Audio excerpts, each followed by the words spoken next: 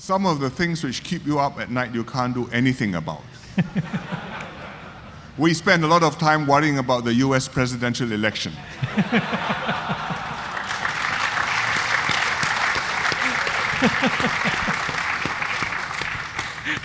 And there are other things which can go bump in the night because we are in uncharted waters. There is a major change of direction in the United States. Other powers will react, and how does that interaction work out? It's a rebalancing that's manageable. It's a destabilization. You don't know what the consequences are. So that's one big global uncertainty.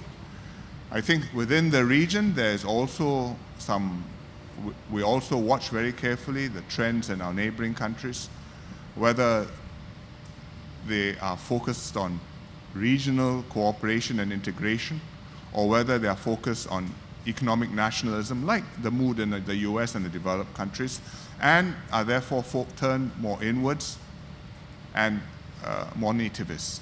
It can happen, because when you are a small country like Singapore, you know that you have no choice. When you are a big country, 200-300 million people, you feel that you can strike a different balance. And if you strike a different balance, you can't calculate all the consequences. So everybody says the right thing. If you interview world leaders, everybody will say they are for free trade. But what they mean by it and what they do when they say they are doing free trade, you have to watch and see. So that keeps us up. I think we also have to watch our own domestic population trends, our demographic trends. That worries us a great deal, and again is something with no easy solution. We can do certain things, but you can't drastically change it. Our birth rate is too low. The average fertility is 1.3 per female. It has to be 2.1 to just replace ourselves. We can top up to a certain extent with new citizens, with permanent residents from overseas. But you must have a core which is transmitted from generation to generation and transmitted by birth.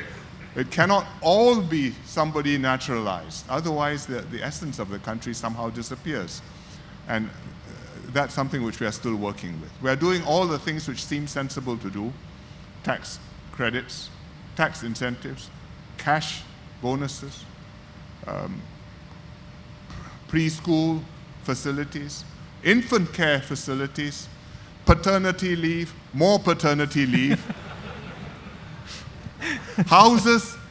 Nowhere else in the world do you wait to buy a house before you get married. But in Singapore, people say, I'm not getting married, how about giving me a house? First, sooner. And in fact, we are doing that because actually that has become the norm. And it has been our policy to have every Singaporean be entitled to a public housing flat, subsidized. And I think we can do that, and it's a big differentiator between Singapore and other cities. I was just talking to a visitor this week, and he said, how do you do public housing? Because that's the one problem he can't solve.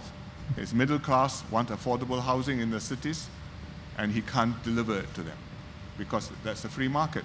But in Singapore, we can deliver public housing affordable to Singaporeans, and you don't have to live way out in the suburbs or rent a tiny space or live with your parents even as 20, 30-year-old adults. And those are some of the things we're doing.